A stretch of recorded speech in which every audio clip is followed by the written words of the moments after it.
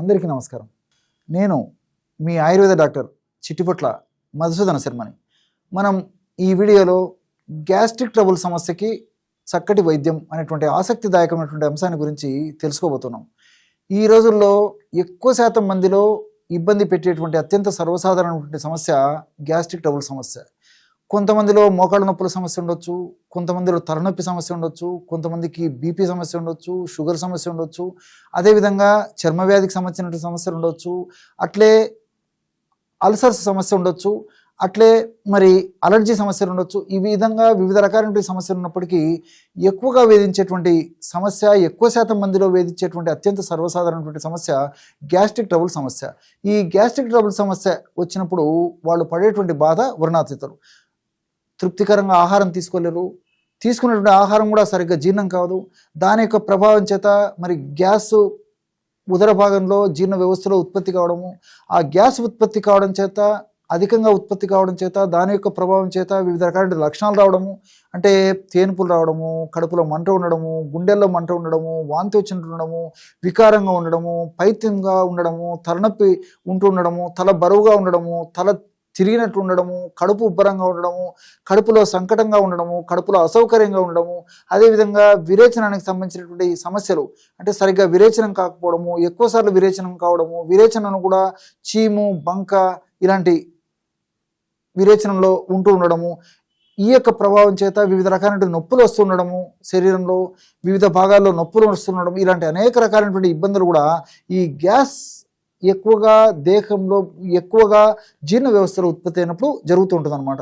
ఈ gastric trouble సమస్య ఉన్నప్పుడు చాలామంది చప్పరించేటువంటి మందులు అని చెప్పేసి, అదేవిధంగా లిక్విడ్ రూపంలో ఉన్నటువంటి ఔషధాలు, అదేవిధంగా వాడేటువంటి ట్యాబ్లెట్స్, క్యాప్సూల్స్ ఇలాంటివన్నీ కూడా విచక్షణ రహితంగా విచ్చలవిడిగా వాడుతుంటారు అనమాట. కాబట్టి వైద్యుల సలహా మేరకు కొన్నాళ్ల పాటు ఈ గ్యాస్ట్రిక్ ట్రబుల్ సమస్యలు వాడుకుంటే మంచిది. కానీ మరి ఎక్కువ రోజులు గ్యాస్ట్రిక్ ట్రబుల్ సమస్యకు సంబంధించినటువంటి మందులు వాడుకోవడం వల్ల మంచిదే, కానీ మరి ఎక్కువ రోజులు వాడడం ఏమాత్రం మంచిది కాదు, క్షేమదాయకం కాదు, ఆరోగ్యదాయకం కాదు, ఆమోదయోగ్యం అంతకన్నా కాదు.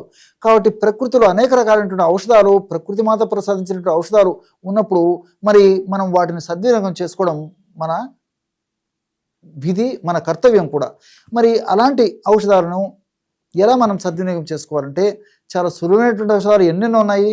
మరి అలాంటి ఔషధాల్లో ఒక్క ఔషధాన్ని గురించి మనం ఈ యొక్క వీడియోలో తెలుసుకోబోతున్నాం.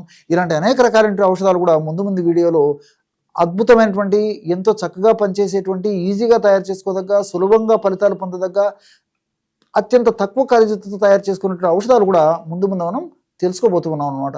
మరి ఈ ప్రస్తుత వీడియోలో గ్యాస్ట్రిక్ ట్రబుల్ సమస్య తగ్గేందుకు ఎలాంటి ఔషధాన్ని తయారు చేసుకోవాలో తెలుసుకోబోతున్నాం. అంటే సైంధవరణ చూర్ణము ఒక 10 గ్రాములు తీసుకోండి. జీలకర్ర చూర్ణము ఒక 10 గ్రాములు. జీలకర్రను వేయించేసేసి చూర్ణంలాగా తయారు చేసుకొని ఒక 10 గ్రాములు జీలకర్ర చూర్ణం కూడా తీసుకోవాలన్నమాట. దీంతోపాటు అతి మధుర చూర్ణం, ఇది నిదానంగా రాసుకోండి. దీన్ని ఎస్టి చూర్ణం అనేటువంటి పేరుతో పిలుస్తూ ఉంటారు అనమాట. ఈ ఎస్టి చూర్ణం కూడా ఒక 10 గ్రాములు తీసుకోండి. చివరగా ఏలకుల చూర్ణం, ఎలాచి అని తెలుసు కదా మీకు. ఈ ఎలాచి చూర్ణం అంటే ఏలకులను పైన ఉన్నటువంటి ఆ పొట్టును తొలగించేసేసి లోపల యొక్క విత్తనాలను దంచేసేసి చూర్ణంలాగా తయారు చేసుకొని ఆ యొక్క చూర్ణాన్ని కూడా ఒక 10 గ్రాములు తీసుకోవాలన్నమాట. ఈ 4 పదార్థాలే సైంధవరణ చూర్ణము, జీలకర్ర చూర్ణము, ఎస్టి చూర్ణము, అదేవిధంగా ఏలకుల చూర్ణం, ఈ ఒక్కొక్కటి ఒక 10 గ్రాముల చొప్పున తీసుకుని అన్నిటిని బాగా కలిపేసి ఒక గాజు సీసాలో నిల్వ ఉంచుకొని రోజు 2 సార్లు, ఉదయం ఆహారం తర్వాత ఒకసారి, రాత్రి ఆహారం తర్వాత మరొకసారి 100 ml గది ఉష్ణోగ్రత ఉన్నటువంటి నీటిలో 1 గ్రామ్, ఉదయం 1 గ్రాము ఔషధాన్ని వాడుకుంటే సరిపోతుంది. రాత్రిపూట కూడా 1 గ్రాము ఔషధం వాడుకుంటే సరిపోతుంది.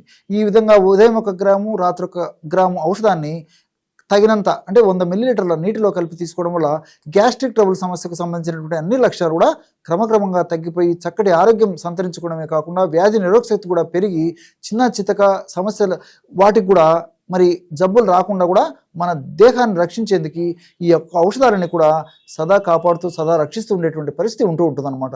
ఈ విధంగా తయారు చేసుకున్నటువంటి ఔషధం మనకి ఒక 20 రోజులకు సరిపోతుంది. మరలా అవసరాన్ని బట్టి మరలా ఈ పద్ధతిలో తాజాగా ఈ యొక్క ఔషధాన్ని తయారు చేసుకుని వాడుకుంటుండాలి.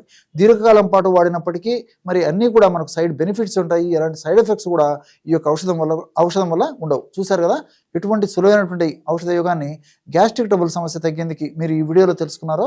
మరొక వీడియోలో మరొక అంశంతో మళ్ళీ కలుద్దాం. అంతవరకు నమస్కారం. మీ చిట్టిపొట్ల.